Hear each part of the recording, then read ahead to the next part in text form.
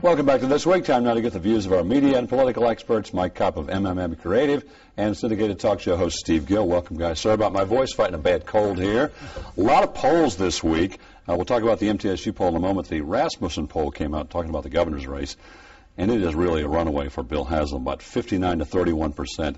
With 2 weeks to go, is there really anything that could be done to stop this train as far as Mike McWherter is concerned? Well, I think one of the things that the poll probably doesn't reflect is the fact that Mike McWherter just went back on the air. Right. And I think television, as we know, because we've been around this, television has such a huge impact and sways voters. And I think there's a lot of important issues that Mike's now talking about. Had he had the resources, he should have been able to go up earlier. He didn't.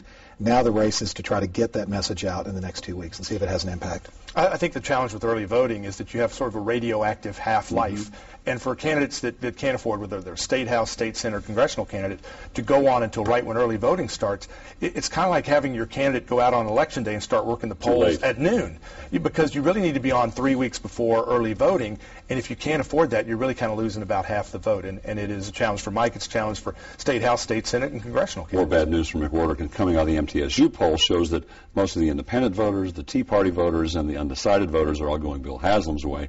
McWherter needs all of those people if he's got any chance. Well, the encouraging thing for McWherter in the MTSU poll is the fact that there's over a third of the electorate still is undecided. And that's my point, that I think there's still enough people that have not made up their minds or that have doubts about Bill Haslam.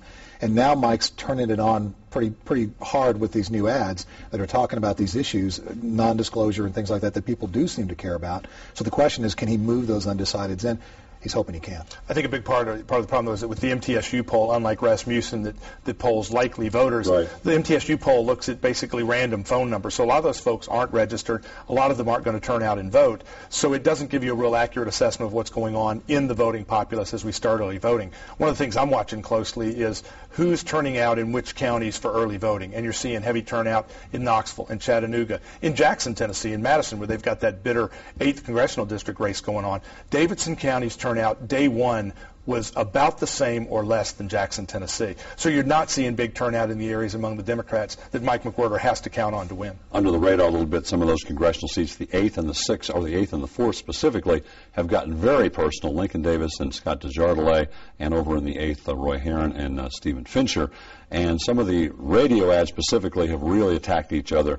These are two races that are very close and both could go either way. I think that's right, and I think the fact that we have both candidates in both races attacking one another indicates that. Those races are not over by a long shot. And again, I think it's whoever can keep the fire going on television to get that message across is who's going to prevail. I think that it's always tough to beat an incumbent. So Desjardins has an uphill battle.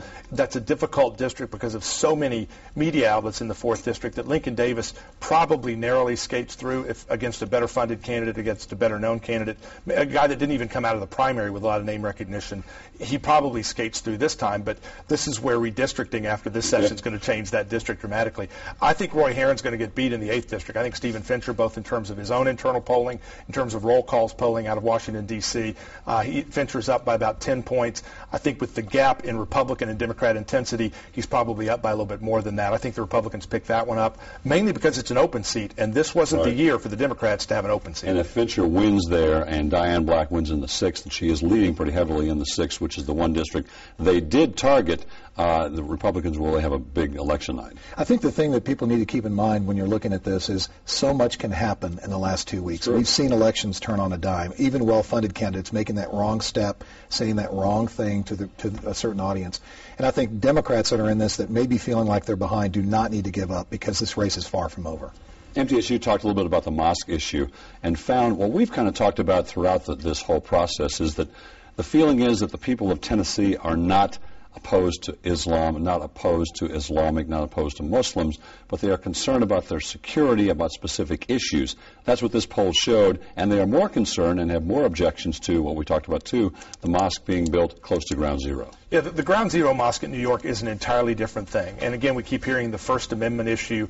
Nobody's questioning whether or not constitutionally they may have a right to build that there. The question is whether or not it's the right thing to do.